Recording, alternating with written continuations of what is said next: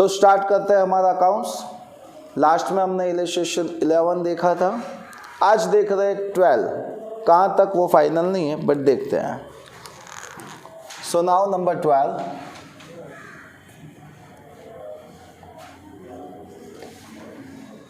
complete. From the following information of RK Limited, calculate a current ratio and working capital. Calculate a current ratio and working capital. So, number 12 है,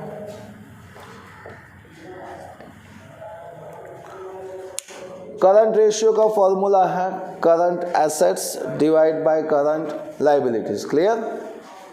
okay, अब उसके लिए हमको current assets चाहिए और current liabilities चाहिए।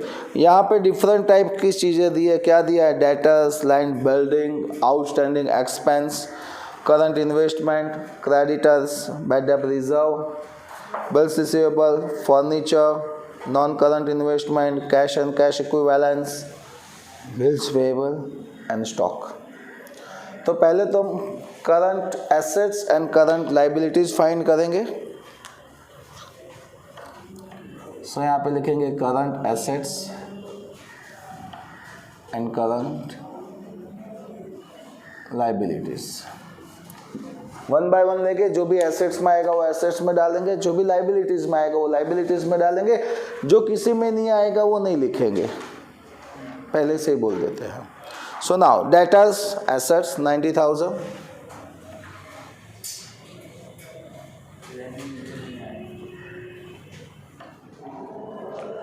उसके बाद लैंड बिल्डिंग, तो इट्स अ फिक्स एसेट्स, वो करंट में नहीं आता है।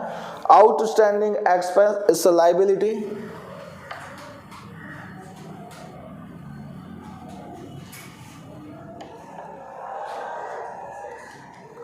$40,000। नेक्स्ट करंट इन्वेस्टमेंट एसेट्स, यहाँ थोड़ी जगह छोड़ देता हूँ काम का, इसीलिए बाद में बताऊंगा। Current investment 30,000। उसके बाद दिया है क्रेडिटर्स, तो लाइबिलिटीज 60,000। BDR, तो BDR डेटर्स में से माइनस करेंगे 20,000, तो बचेगा 70,000। Bills receivable current assets I think so 30,000 या। Furniture is a fix assets, तो वो भी कैलकुलेशन में नहीं लेंगे। नॉन करंट इन्वेस्टमेंट तो लॉन्ग टर्म के लिए है, सो वो भी नहीं आएगा। कैश एंड कैश इक्विवेलेंस, तो its assets 30,000। Bills payable it's liabilities 20,000 and last one is a stock is assets, amount is a 60,000। चलिए अब इसका टोटल लगाएंगे। 7 + 3 1, 2,20,000 और इसका होगा 1,20,000, 220 एंड 120। सो अब हम इसका फॉर्मूला लिखेंगे। हमको करंट एसेट्स मिल गई, करंट लाइबिलिटीज मिल गई। So current ratio is equal to current assets divide by current liabilities. Current assets 2,20,000, liabilities 1,20,000, so 1.83 होगा रेशियो 1, 1.83 रेशियो 1। इसका मीनिंग ये हुआ हमारे पास एसेट्स 1.83 रुपीज़ है, सामने लाइबिलिटीज़ 1 रुपीज़ की है। भैया अब यहाँ पे हमको दूसरा भी बोला है, वर्किंग कैपिटल फाइंड करना है। सो देखते हैं वर्किंग कैपिटल का फॉर्मूला क्या रहेगा। So working capital is equal to current assets minus current liabilities. So current asset is a 2,20,000 minus liabilities 1,20,000 is equal to 1 lakhs. So ये था 12. Now number 13. From the following transaction नहीं होगा, information of M Limited calculate a current ratio. इसमें भी current ratio ही find करना है. चलिए क्या दिया है, तो here is a current assets and working capital, दो ही चीज़ें. बट करंट रेशियो फाइंड करने के लिए हमको क्या चाहिए, तो current assets and current liabilities. यहाँ पे लाइबिलिटीज़ है नहीं, बट उसकी जगह वर्किंग कैपिटल दिया है, तो फॉर्मूला लिखेंगे वर्किंग कैपिटल का. Working capital is equal to current assets minus current liabilities. So हमको ये लाइबिलिटीज फाइंड करनी है. माइनस है, उसको ये साइड भेजो तो प्लस हो जाएगी, कैपिटल को ये साइड भेजो तो माइनस हो जाएगी. So current liabilities is equal to current assets minus working capital. So now current assets is equal to 1,50,000 and working capital 60,000. Minus करेंगे तो 90,000 करंट लाइबिलिटीज़. चलिए अब हमको करंट लाइबिलिटीज़ मिल गई है. सो अब हम करंट एसेट फाइंड कर सकते हैं. Current assets is equal to by current ratio is equal to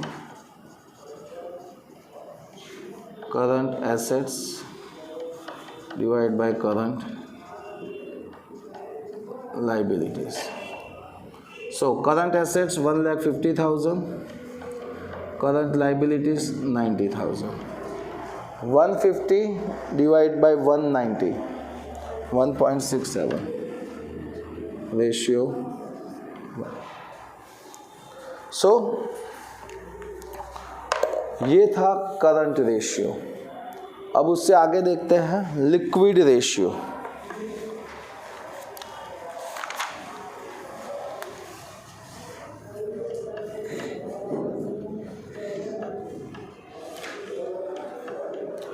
तो इसके लिए नंबर 14 देखना पड़ेगा.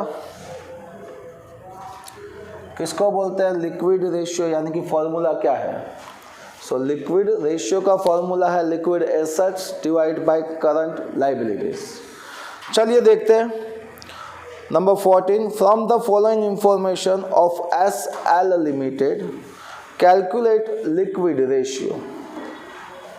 क्या क्या दिया है, करंट लाइबिलिटीज़ हैं, stock, debtors, current assets, expense paid in advance and bills receivable.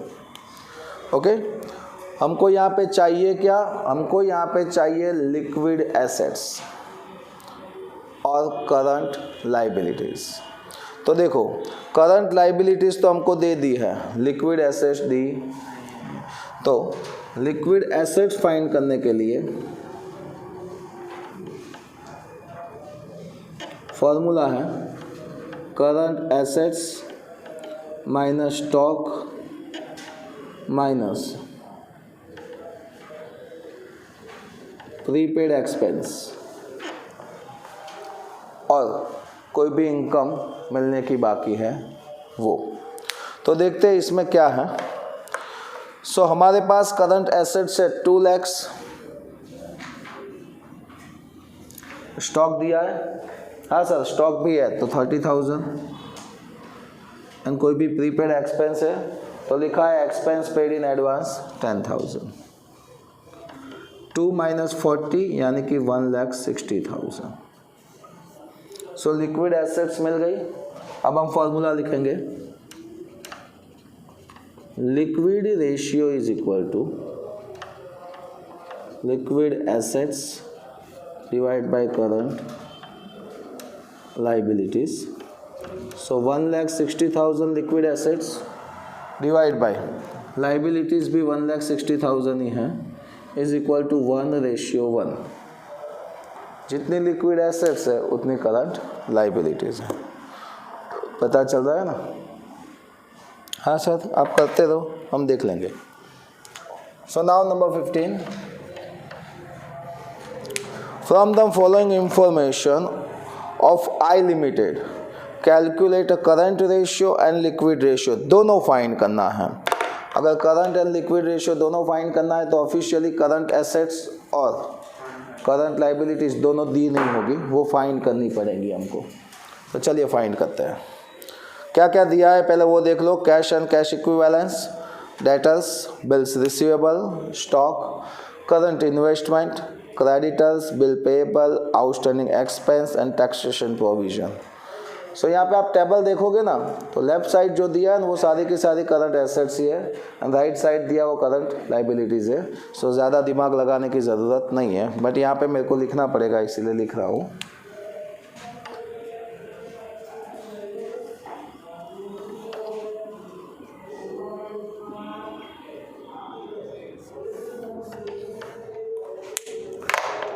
सबसे पहले कैश एंड कैश इक्विवेलेंस, मैं सिर्फ कैश लिखूंगा 1,80,000, debtors 120,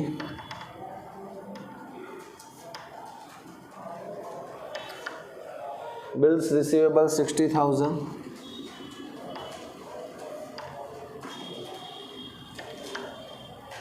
stock 140,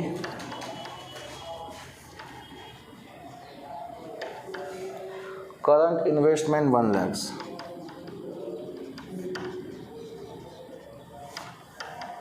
three 4 5 6 lakhs।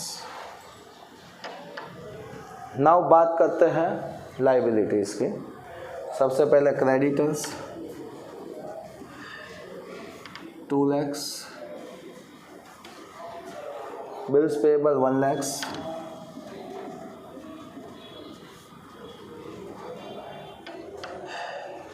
Outstanding expense 80,000 and tax provision 80,000।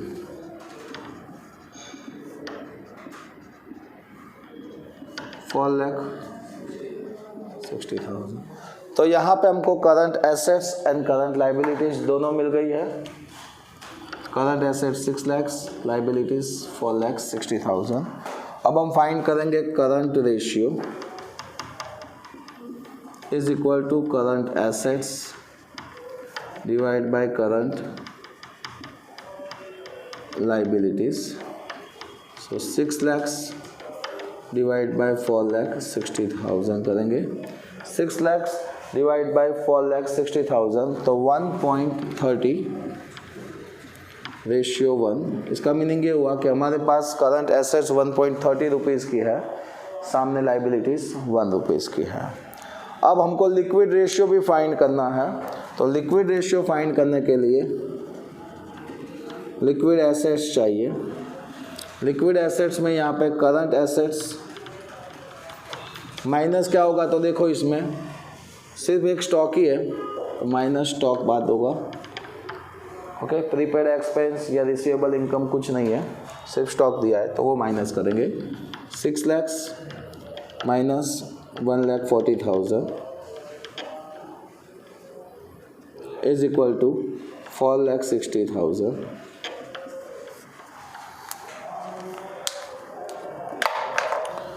and last liquid ratio is equal to liquid assets divided by current liabilities। so दोनों 4,60,000 is equal to 1:1। अब देखो यहाँ पे हमने दोनों सब में लिक्विड एसेट्स फाइंड की थी और लिक्विड रेशियो फाइंड किया था। दोनों में इक्वल आंसर आ रहा है 1:1। तो इसका मीनिंग ये नहीं होता है कि ऑलवेज लिक्विड रेशियो 1:1 ही आता है। ओके, उसका मीनिंग ये नहीं होता है। लिक्विड रेशियो 1:1 ही आएगा, हर एक सब में चेंज भी हो सकता है। क्लियर?